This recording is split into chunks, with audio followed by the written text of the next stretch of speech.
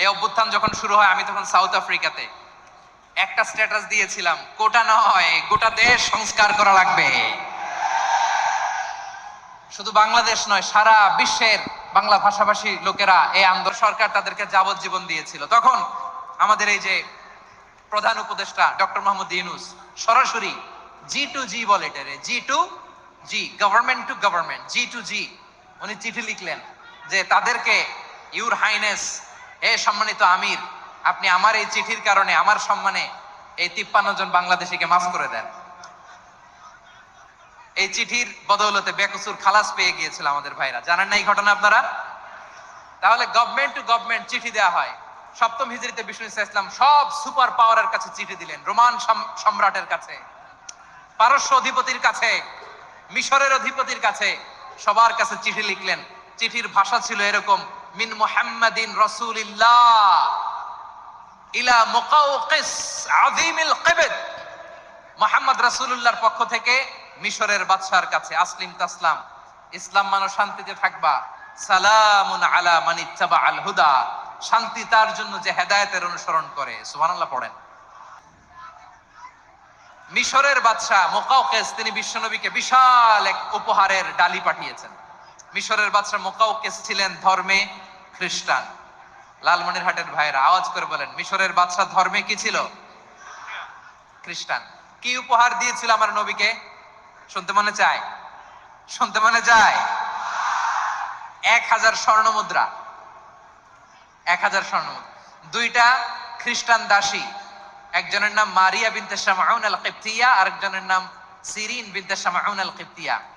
একজন খ্রিস্টান দাস 20 থান কাপড় জামা বানানোর জন্য, আমরা নবী যেন সেলাই করে জামা বানাতে পারে এজন্য 20 থান কাপড়, 20 থান ফাইন গার্মেন্ট। সুবহানাল্লাহ পড়বেন না? খ্রিস্টান বাদশার কাছে নবী চিঠি লিখলেন, ওই খ্রিস্টান বাদশা আমার নবীকে উপহার দিল, বিশ্বনবী এই উপহারগুলো সানন্দে গ্রহণ করেছে। সুবহানাল্লাহ পড়বেন না? তাহলে অমুসলিম কেউ যদি আপনাকে উপহার দেয়, হালাল উপহার হলে আপনি গ্রহণ করতে পারবেন। অনুরূপ ভাবে পারস্যের বাদশাহ, রোম সম্রাট বিশ্বনবীকে উপহার পাঠিয়েছেন, আমার নবী সবগুলো উপহার গিফট গ্রহণ করেছেন। সুবহানাল্লাহ বলেন। তাহলে প্রিয় লালমনিরহাট আওয়াজ করে বলুন, ইসলাম কি ন্যারো মাইন্ডেড রিলিজিয়ন না ব্রড মাইন্ডেড? আম্মাজান আয়েশার কাছে মাসালা জানতে চায় মেয়েরা, হে আম্মাজান, অগ্নি উপাসকেরা তাদের ঈদের দিন নওরোজের সময় আমাদেরকে পাখি দেয়, নেওয়া যাবে? উনি বললেন, ওরা জবাই করে দিলে নেওয়া যাবে না, কিন্তু ওরা যদি ফলমূল এরকম খাবার দেয় এগুলো নেওয়া যাবে। তার মানে অমুসলিমদের দেয়া উপহার এটা গ্রহণ করা যায়। সুবহানাল্লাহ বলেন। শুধু তাই নয়, বিষ্ণু ঈসা ইসলাম অমুসলিমদের সাথে আর্থিক লেনদেনও করেছেন, ফিনান্সিয়াল ডিলিং করেছেন। অমুসলিমদের সাথে প্রয়োজনে আপনি ফিনান্সিয়াল ডিলিং করতে পারবেন। আমরা প্রায় দেখি বাজারের মিষ্টির দোকানগুলো আমার হিন্দু ভাইদের। লালমনিরহাটে মিষ্টির দোকান, দইয়ের দোকান কারা চালায়? হিন্দুরা চালায় না। তারপরে যে বারবার শপ, চুল কাটে যে নাপিত, অধিকাংশ নাপিতের দোকানে কারা? আমার হিন্দু ভাইরা। আপনি চুল কাটতে পারবেন কিনা? পারবেন কিনা বলেন? পারবেন। তার দোকান থেকে দই মিষ্টি কিনতে পারবেন কিনা? হ্যাঁ, আমার মুসলিম ভাইয়ের দোকান থাকলে ওইটারে আমি বেশি প্রায়োরিটি দিব, ঠিক কিনা? কিন্তু যদি তাদের সার্ভিস নিতে চান, প্রোডাক্ট নিতে চান, পারবেন। তার দলিল সহিহ বুখারী, আম্মা জান আয়েশা রাদিয়াল্লাহু তাআলা আনহা বলেন, ইশতারা রাসূলুল্লাহ সাল্লাল্লাহু আলাইহি ওয়াসাল্লাম মিন ইয়াহুদিয়িন তুআমান ওয়া রাহানাহু দিরআহু মিন হাদিদ। রাসূল সাল্লাল্লাহু আলাইহি ওয়াসাল্লাম এক ইহুদির কাছ থেকে, কার কাছ থেকে? সবাই বলে নাই কার কাছ থেকে? আমার নবী, পেয়ারা নবী এক ইহুদির কাছ থেকে জব কিনেছিল, জব, বার্লি, যেটা দিয়ে রুটি বানায়।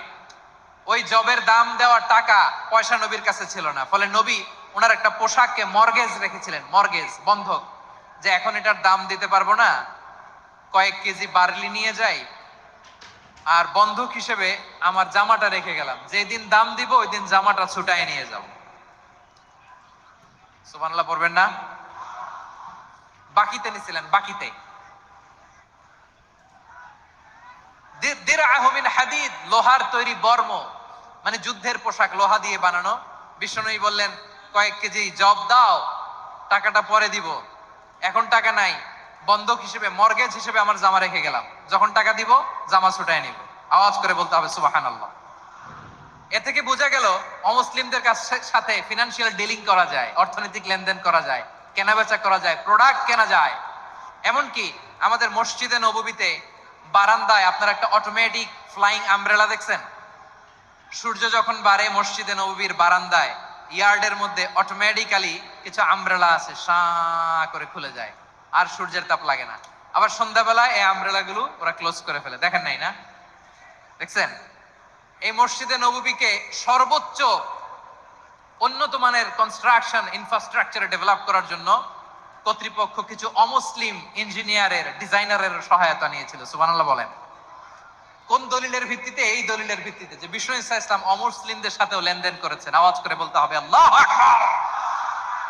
শুধু তাই নয়,